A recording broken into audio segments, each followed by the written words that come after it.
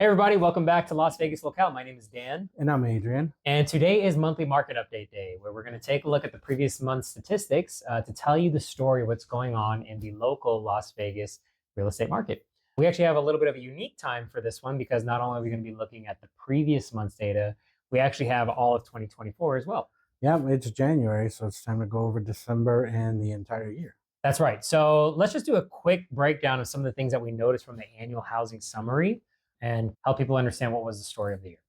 Yeah, so I think over the year, most people thought the housing market was coming down. It was slow and things like that. And to our surprise, we look at the data and that's not the case in Las Vegas, right? That's right. Yeah. In 2024, for single family homes, we had 23,740 closings, which was actually an increase from the 22,502 closings that we had in 2023. And the same thing happened with condos and townhomes. We had 6,672 closings compared with just over 6,500 the previous year. So more closings this year than last year. Yeah. And what's funny is more new listings came on the market too. So this year we had 32,209 listings versus 28,000 and some change for 2023. And the same thing, like you said, with condos, 9,700 new listings for last year compared to 8182. Yeah, that one's not a surprise, at least not as much of a surprise. Every month this year, we were seeing that there were more seller activity this year than there was last year. I think for a lot of people in 2023, there was a huge shock they were dealing with what happened with mortgage rates. So most people that might have sold their house just stayed put. Whereas in 2024, it's not that this interest rate situation got better, more of that shock factor was going away and people were starting to open themselves up to. I think they were just tired of waiting. That's right. Yeah. That in addition to there were more incentives than being offered, especially with new homes. So if somebody wanted to sell their house and they were nervous about a 7% interest rate, well, there were a lot of new home communities that even you were seeing, they were offering under 5%, low 5s. 4.5, 4.25, depending on the time of the year, those rates were low. Yeah. So more new listing activity, more closings, and ultimately we ended the year with more inventory this year than last year. Yeah. On the single family side, we had just under 5,000 homes available compared with 3,700 in 2023. On the condo townhome side, we had just under 1,800 homes available in 2024, whereas in 2023 we ended with just over 1,100. So more homes available. Yeah, and I think the fact that even though so much inventory was coming to the market, sales increased, prices didn't go down.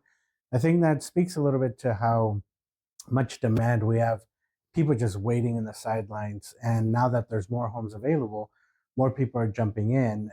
That's not affecting prices in the way that people would think. Yeah. So nothing really jumps out too crazy on the page for us. I think it's just more a matter of what you said at the start. A lot of people expected there to be some plummeting in numbers, whereas we actually ended higher in a lot of different areas in 2024 than 2023. Yeah, I think it just felt like it was different, like it was backwards, but it wasn't. Yeah. Let's see what stood out to us just for the month of December, starting with our closings. On both sides, there was an improvement in the number of closings compared with this same time a year ago. For single family, we had 1,811 closings. That was a 19% increase from the same time last year. On the condo townhome side, it was almost the same, a subtle upgrade, 466 closings, which was about a 0.5% increase over last year. So more closings this year than last year. Why is that happening? If I had to guess, I would say the same thing. People are just tired of waiting and they want to buy a house and they want to get into it. And there's enough incentives, enough ways to people to be able to afford it. That's just what they're doing. And there's more listings, even though for the December, we did not have more listings. So the typical trend is that listings fall off in December, right? Nobody wants to list their house during Christmas. And that showed here. We had 1,754 new listings for December, it is an increase from the last year, but it's a decrease month over month by about 18%. And the same thing with condo and townhouse. We had 608 new listings, a decrease of about 16% from November, but an increase from last year. Yep. Right. I think the most important statistic we could talk about is what's going on with months of inventory. As we've talked about in the past, we take a look at our number of homes that are available for the month, divide that by the number of closings, and that ultimately gives us a number. So in the month of December, that number was 2.7. And what that tells us is if not another home was to hit the market and we were to sell the rest of our inventory at the rate at which we were selling homes in December, how fast would we sell our homes? 2.7 months it would take us to That's what sell it all would of our take. inventory. That number puts us at a seller's market, right? That was a 19% decline from the previous month. So real estate transaction, we're moving towards the favor of a seller. Right. Yeah, in exactly. negotiation. Which is different than months before because November was the opposite, right? So was October.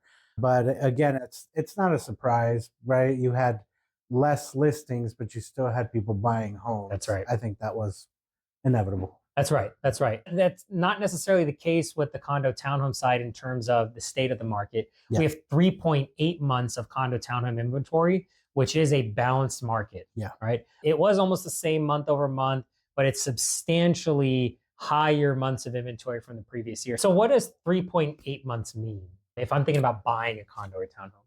It means that you have a lot more options, right? And it means that you're going to be able to negotiate a little bit more. If you don't like this condo here, there's probably a condo within half a mile that you can pick up. And it doesn't by any means that you have the upper hand. It just means that you're going to be able to negotiate. You're going to be able to get a little bit of help, get some repairs done, things like that. Beautiful. Yeah. So overall, with the state of the market, sales look pretty healthy. We are still seeing more sellers this time this year than last year too. Months of inventory on the single family side, we're at a pretty healthy seller's market right now. On the condo townhome side, we're right in the middle of a balanced market. Ultimately, what this means is if you're thinking about buying a house, I think we have to get real. A lot of people are really concerned with what's going on with mortgage rates. The news this past week, we've seen that mortgage rates continue to climb. And so that's leading to a lot of buyers sitting on the fence. What do you say to those buyers that are feeling reluctant right now? I would say the cost of waiting. Home prices are still predicted to increase, I believe, 3 to 4% this year nationally, right? Yeah.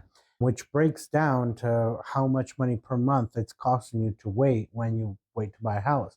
In 3 months, you're going to offset the difference in that interest rate anyway, right? So sitting in the fence doesn't, in my opinion, doesn't make the most sense. Not when there's ways that we can help get people's interest rate down. What does this mean if I'm thinking about selling a house? For me, I've actually been consulting a few different sellers. Yeah. And the very, very important thing we have to think about is our pricing strategy today. 100%. We were actually talking about a listing this morning where you have to be working with a skilled agent that knows how to zoom out. Yeah. And what we realize is if you're not careful and if you're not looking at every little thing that's going on in the market, you're going to have a home that's sitting there longer than it needs to, and you're not really understanding why. Exactly. We were looking at a home this morning. It was listed at a pretty healthy price when we look at its comparables.